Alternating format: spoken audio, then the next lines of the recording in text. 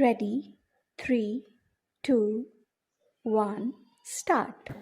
दोनों निचले न्यायालयों ने समवर्ती रूप से और प्रभावी रूप से यह अभिनिर्धारित किया है कि वाद संपत्ति वादी संख्या 1 और 2 के पिता स्वर्गीय मंछर पुत्र आयतवा ओराव की थी और उसके पास वाद संपत्ति धारित करने का हक था, तथापि प्रतिवादियों द्वारा अपील फाइल करके अथवा प्रथम अपील न्यायालय के समक्ष प्रति आक्षेप फाइल करके निष्कर्षों को आक्षेपित नहीं किया गया और इसलिए वे अंतिम बन गए।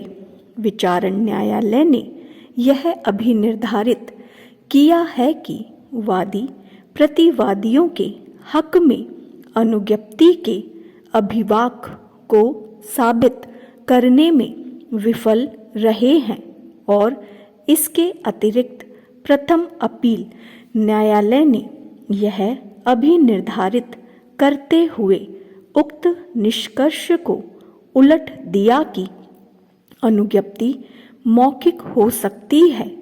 भारतीय सुखाचार अधिनियम 1882 की धारा 52 इस प्रकार उपबंधित है।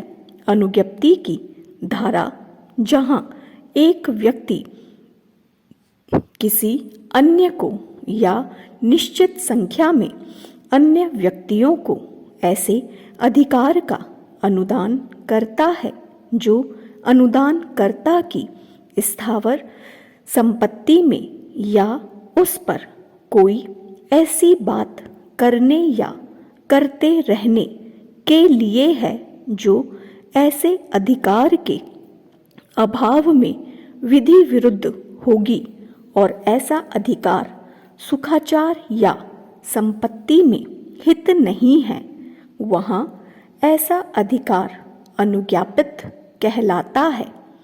भारतीय सुखाचार अधिनियम 1882 की धारा 52 के अधीन अनुज्ञप्ति मौखिक हो सकती है और अनुज्ञप्ति मंजूर करने के लिए किसी लिखित दस्तावेज को तैयार करने की आवश्यकता नहीं है। विचारण न्यायालय के समक्ष प्रतिवादियों के विरुद्ध एक पक्षीय कार्यवाही की गई थी। वादियों द्वारा 3 साक्षियों अर्थात भंगली PW1, फुलबसिया PW2 और रामचरण PW3 की परीक्षा कराई गई है, जिन्होंने प्रत्यक्षतया और स्पष्टतया यह कथन किया है कि वादी संख्या 1 और 2 के पिता द्वारा प्रतिवादी संख्या 1 के पिता के हक में अनुज्ञप्ति मंजूर की गई थी। उन्होंने वादीगण और उनके साक्षियों द्वारा अभिकथित अनुज्ञप्ति के अभिवाक का खंडन नहीं किया है। अतः इस कारण से प्रथम अपील न्यायालय का निर्णय अभिलेख पर उपलब्ध वादियों के साक्ष्य पर आधारित है। अतः प्रथम अपील न्यायालय वादियों के हक में डिक्री मंजूर करने में न्यायोचित है।